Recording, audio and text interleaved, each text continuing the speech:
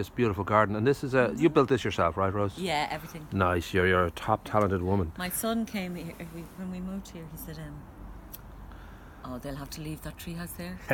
Right. Said, well, they might or they might. No, they moved 3 times. They've got a dog kennel. There you go. Smart.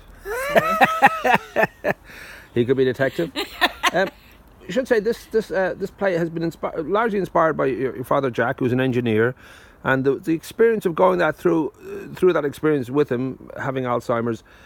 You learned a lot of kind of valuable lessons. I think one of them being that humour is just about the best thing to. We think we were very lucky with my dad because he loved his bad jokes. Right. Do you know, so it wasn't easy for some time, but you know, when you got the same joke over and again, and he chuckled. But you know, what was good was when he got Alzheimer's, it was a real connection. You know, we were able to get him joke books, and he just would sit reading the joke books and roar laughing to himself, like he didn't need to, you know, to tell them anymore. But he still, and it was brilliant because a joke is very much in the moment, isn't it? Yes. It's very much, you know, each time you tell it, even if it's the same joke, it's the timing of it is, you know, it has to be right. So he had that. Well, I know you've said that living in the present was another thing that sort of became sort of showed itself that was really how to live, and not only obviously in this circumstance it's crucial, but in a way it's true of all life, because I think of my dog Max. He just lives in the moment, and really he doesn't rate dog walks from yesterday or the day before. It's just right now. This is great. Like there's a book called Why Are You Not As Happy As Your Dog? Yeah. Like, you know, really, they've got it, you know, and it's that present thing. Let it go. What happened yesterday? Give it up. You know, it's not. You know, you're not really going to solve that or sort it, or you know, it's done. It happened that way. So for Dad, he didn't. You know, I've said you couldn't ask him a question that wasn't in the room, because he was still as intelligent as he ever was. He just didn't have the brain connections. Right. So it wasn't that, you know. So he was able to work his way out. There was and we have it in the play.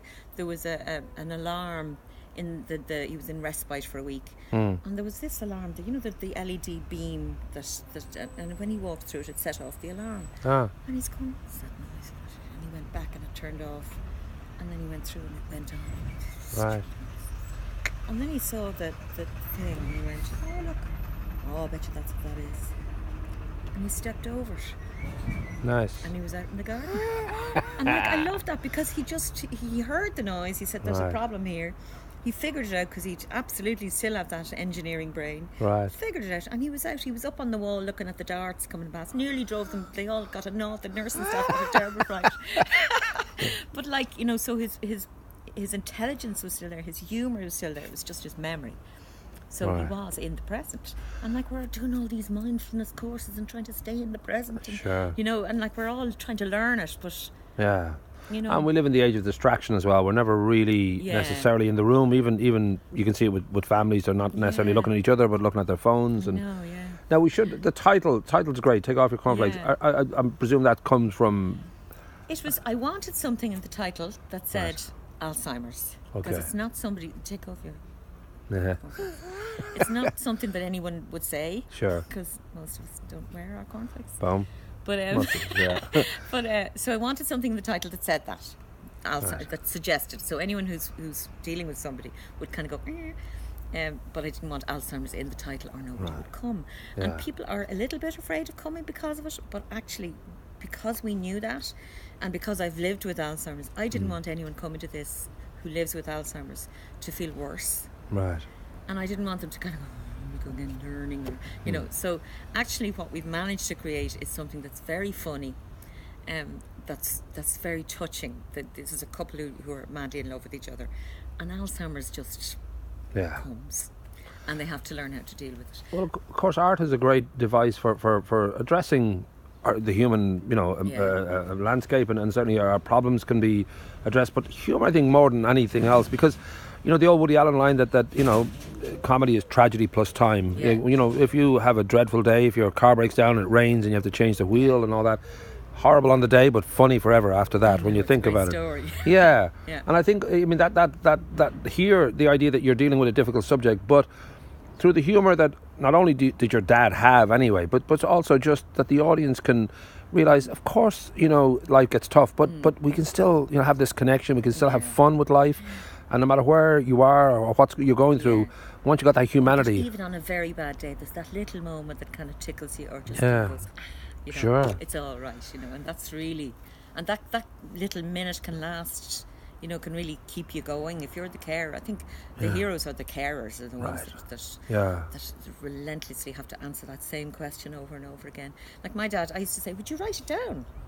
Like, would you write it down? Because I've told you now. He says, why would I do that? Sure, you told me. Yeah. You know, but now I remember it because you told me. It's just you didn't tell me. Right. You know, so he didn't remember he had Alzheimer's, which was, you know, just that piece was missing. And of course, we all, you know, in that moment, like with a parent or anybody, that you know, you want to have them that they feel relaxed and it's not, you know, that they're wrong. You never want to sort of make them feel like they're wrong, but at the same time, you're hoping that, you know, you can find a way through that they're safe and that they're. A crucial part of this play is the Trish, who's the wife, learns. I mean, the Alzheimer's Society have told her to say yes, and she's going, I can't say yes to like the mad things he's saying. But actually, and she doesn't. So you see her figuring out what does that mean, right? And it's really interesting for it. So people who've come to the play have kind of gone, yeah, they've said that to me too, and they, you know. But actually, you can see her. Actually, they're on a train, and he's saying, "Where are we going?" And she goes, "We're going to Cork for lunch." And she goes, "Whoa," and he goes, "And where are we going?" And she goes, "We're going to Paris. We're on the Eurostar." Ah, nice. And he goes, "Oh yeah, lovely." And he said, "Where are we going?" "We're going to Niagara Falls." And so she entertains herself with all the places they could be going, and he doesn't mind because he's not holding the. Sure. So she's not lying to him. She's just on a trip. Bit of poetry for him. Yeah. Now you've put this play together from your own experiences, but you're working with the great John Nolan, who's in the play as well. Pat Nolan. Yeah. Obviously, he's not as talented as you as a writer or as an actor, so that was a very generous gesture on your part to work with him at all. I had to dig deep. Yeah, I think so. Yeah. But was that I don't know, for him too, was it a case of you were bringing what you'd experienced and you both worked on how this would work as a play? I don't know if he had... His mum had a kind of dementia and had died about 4 months before we met. So he kind of had that experience of losing her, and he did an awful lot. He didn't have an experience of dementia, but he did a huge amount of research. Right. And sat watching YouTube videos and came up with lovely things that, you know, that he'd found. He came up with the character, created the character, and we did an awful lot of talking around how we could develop this, or what kind of things we would show, or what, you know. And as he was asking questions of me, it was kind of going, oh yeah, we need to explain that, or you know, show that. And then we brought Liam Halligan in, who's the director, and he was just amazing because he said, right, so what have you got? Nice. Like 2 pages. And he was very good at just steering it and kind of introducing. So he introduced Dennis Clohessy, who wrote the created music for it. And Diane Richardson, our choreographer. Ba-boom. Yeah. I can't wait to see your backflip. I've heard great things about it. No, she the first day she came, we do a dance to Rosemary Clooney's "Oh You Beautiful Doll." Right. And we decided that the two of them go out dancing, and that's a thing that they do. But we don't. Pat and I don't go out dancing, and we'd like to, I'm sure, but we're not very good. So so Diane came in to just teach us the dance, and she spent about half an hour at this, and then she said, "When is this for?" And we said, "September." She said, "Thank God this is June." She said, some people call her in with like a week to go. She said, "No, this is going to be fine because you have 2 months to learn." Well, when it's 4 left feet, that's tough, yeah. Instead of 2, yeah. So we have it now that it looks as if we know what we're doing. But that's lovely, and just the visuals. And she's at one point, you see the two of them in their bed. But we didn't have a bed, like we had boxes, you know. So we said, "How do you do that?" So and I have a mime training, so I was all set to do miming. You know? And that was becoming a bit problematic because we had 36 scenes, and it's over a 15-year period. So we're older, we're slightly younger, we're early stage, we're middle stage. So to help the audience with that, having our props in mime as well was just proven too much. So we decided to bring in the props. But then when you do that, you bring in props, and this box is now a car park. Boom. And now it's the bed. You can't have a steering wheel on it if it's the bed. You can't have a duvet on it if it's the car park. So Liam was brilliant at kind of, you know, moulding that and saying, you know, this is how. And actually, there's 95 stage directions in this play about Alzheimer's. Wow, nice. That's a test. That's a test. We were fine. learning the lines. It was learning who takes the steering wheel or who brings the carrots. Took us more time. And we also deliberately decided to put them all out of sequence.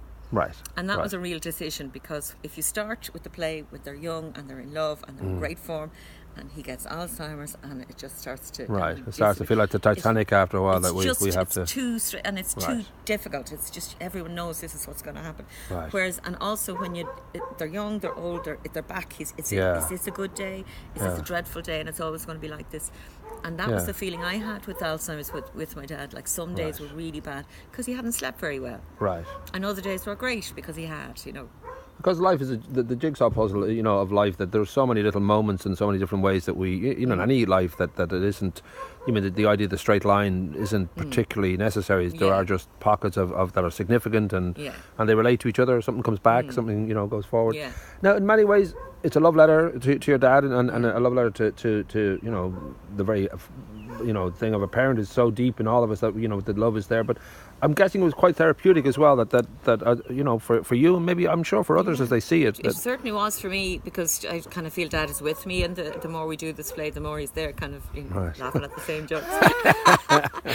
Yeah. That's my joke, it got the biggest laugh. Nice. Yes, it was. It absolutely was. It was hard for my mum to watch, right? Because there was a lot of Dad in it. Except the first time she saw it, I think she built up such a concrete wall around herself that she'd be all right, because she wanted to support me. Right. That she went along. She said, "Sure, it wasn't about Dad at all. He's a bus driver." Which was like, she just had such a kind of a fear of this going to be. It's going to be my family exposed in some way, and so have their. So that was great, because it actually had been using the experience, but just actually creating two other characters, which was important. So got to say, you've been touring with Isabel in the wonderful Weighing In. That's got a life of its own, and I packed them in at the Whale, and they loved it. We had a great time. Yeah. So it must be a joy when as an actor, it's a satisfaction just to get up there and do the work, but to have written the work too. Yeah. I mean, is this something that has always been part of your plan, that you'd always you've done? What happened was I had done lots of work with Padgett's Junkbox and Father Ted, and I was doing really well, and then I met Derek and was doing really well and working away and everything, and then we had children. Right. And I worked a bit with the first, and I worked a little bit with the second, and then when I got the third, I just swines said, I actually can't do this. So I had a 10-year gap where I didn't have really anything on the CV, and when I actually was really gung-ho and ready to work again, I kind of said, what do I do now? How do you tell them you're back when you haven't actually left the city? So I had this I started doing The Artist's Way, actually working on the workbook, The Artist's Way. Right. And very much was carving out just a little bit of room for myself and writing. And I think the writing, just because otherwise you're waiting for the phone to ring as an actress. Sure. Meeting people for coffee, and they're all delighted to see you, but I found that hard. So actually saying, do you know what, I'll write something for myself, was a real kind of feeling I had a bit of the steering wheel back, small bit of control. And did it come naturally? Because you've had a huge amount of experience, on stage and behind on camera and all that, and you'd know what's funny and what works, and you'd be certainly aware of the emotional. I didn't really have the confidence to write a play, so I thought I had done a fair bit of comedy, so I set the goal for myself to write a sketch once a month. Right. Great. So let's just keep it simple. Kids. One sketch once a month, and by the end of the year I'll have 12. Right. And at the end of the year I had 16 that I thought were all right, and I showed it to some friends, and they said it's crying out to be a play. Boom.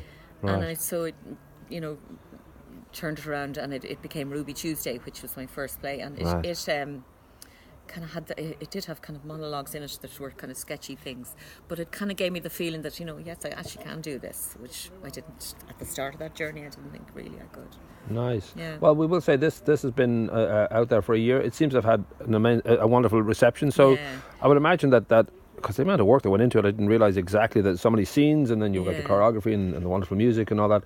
It must be so satisfying when all the little pieces come together and it works. And we've video imagery as well. We've video things that happen in the background. Right. That sometimes are just fireworks. Right. It's New Year's Eve. And sometimes there are kids that we're Skyping. Nice. And sometimes, so it's actually quite, it's very beautiful. So what we've experienced going around the country with it is that just sometimes people just want a hug afterwards. Ah, wow. Which is just That's great. Total strangers just saying, I can't talk to you. Just give me a hug. If you're hitting an emotional chord, that's Which all is it really, lovely, you know, it's really gorgeous. And then again, people just saying, look, can you tell me again about saying yes? You know, what do you do? You know, would you just explain it? You know, which is lovely again, because or they'll tell their stories. And I'm sure Jack will be chuffed to know that not only is there a certain kind of immortalised kind of sense about the play, but then it's actually doing the good of. I think it's important. It's just, you know, these things. It is an area that seems to be growing. Yeah. They're saying 1 in 4 families are affected in some way. Not that 1 in 4 people, you know, have it, but that they're affected or connected to somebody. So it's something we need to learn how to deal with. And like Dad, that thing of being in the present, he was very sociable. So a lot of people didn't know he had Alzheimer's at all, because he was terrific at covering it up. Right. You know, right. And he'd be very welcoming. He'd very want to know who you are and what you know. And if there was kind of a circular route around the room, he could start again with you 15 minutes later. You know, and that was really the only way you'd kind of go, we've just had this conversation. You know, so it's for people to as well, that if there's somebody in the community having that same conversation with you again, it's not to be afraid of it, it's just to have that conversation again. Sure. And that keeps everybody happy. It's nice. And I will say that my own mum now has just gone into a nursing home, and that sense of we all return to childhood, really, you know, our need to be looked after and our need to sort of have those around us. And that can be beautiful, as we all know. When you have a child, that's a beautiful thing too. It's a different relationship, and it shifts, and it might be difficult at times to recognise that this is not the same relationship I had 10 years ago, but it still can be beautiful. It can still be very warm and loving. Gorgeous. And just the sheer joy of a moment where someone's laughing and you're both, you know, having a wonderful day out, that's all that matters. That's all it is, Cool.